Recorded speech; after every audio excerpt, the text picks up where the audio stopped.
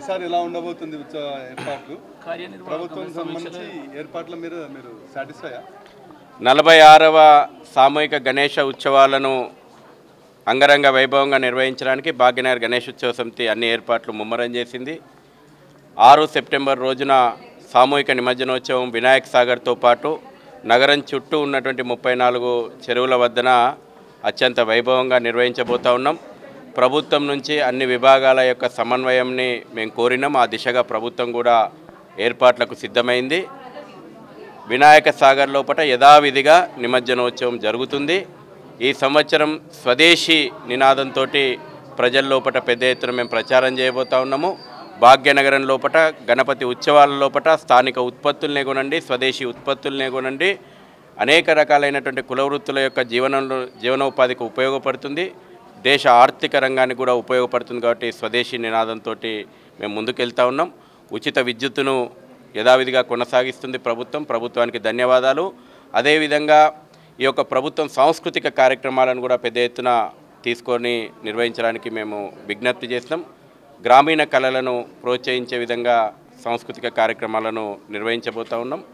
ప్రభుత్వం కూడా మీకు ఎటువంటి ఏర్పాట్లు అవసరమున్నా చేయడానికి సిద్ధమని హామీ ఇవ్వడం జరిగింది.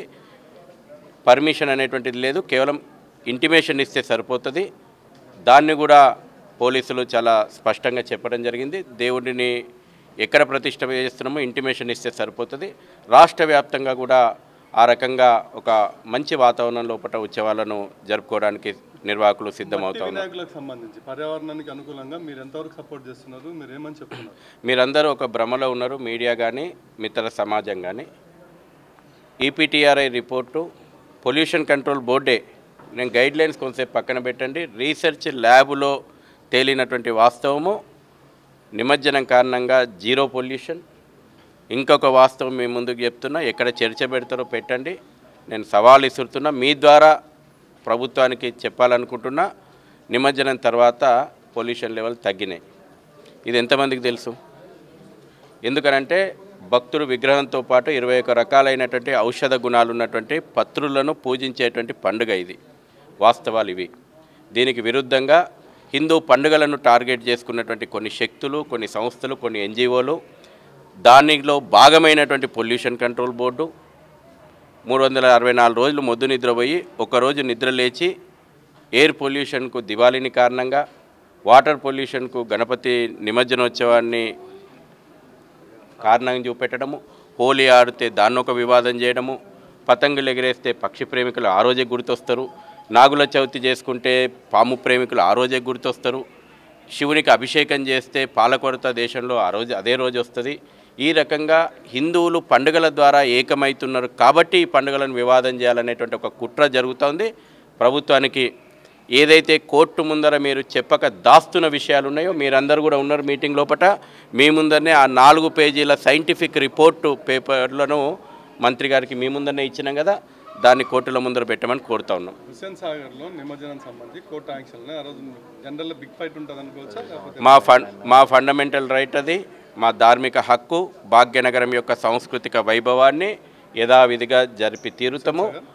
ఖచ్చితంగా అక్కడే ప్రజల సాగర్ అది, వినాయక సాగర్ అది, కోర్టు ఆదేశాలు, వినాయక సాగర్ అది, కోర్టు ఆదేశాలు, వినాయక సాగర్ అది.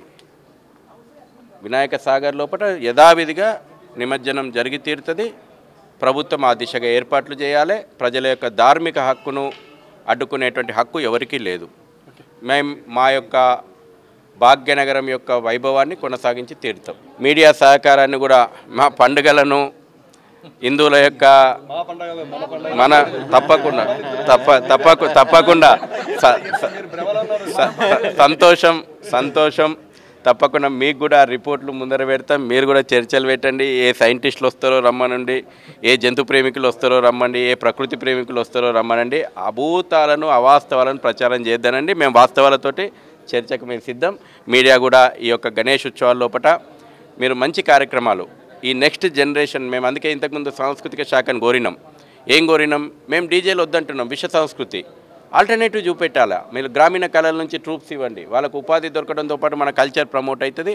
మీరు కూడా మన ఛానళ్ళ లోపల ఆ రకమైనటువంటి కార్యక్రమాలను నిర్వహించాలని భాగ్యనగర్ గణేష్ ఉత్సవ సమితి మీ అందరు కూడా కోరుతూ ఉంది. మీ సహకారాన్ని కోరుతూ ఉంది.